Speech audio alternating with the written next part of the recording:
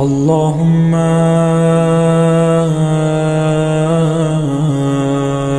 كل ولي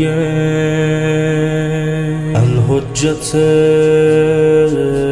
ابن الحسن صلواتك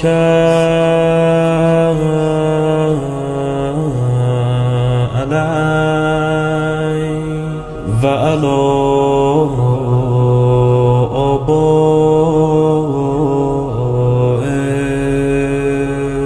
في هذه الساعة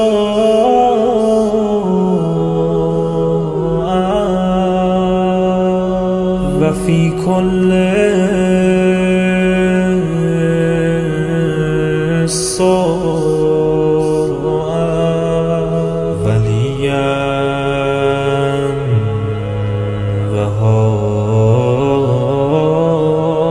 وحافظا وقائدا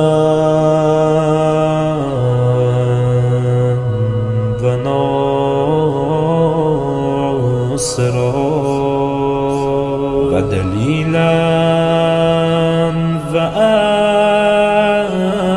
وعينا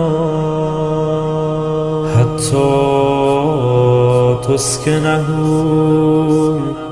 أرضك طوعا وتمتعه فيها طويلا.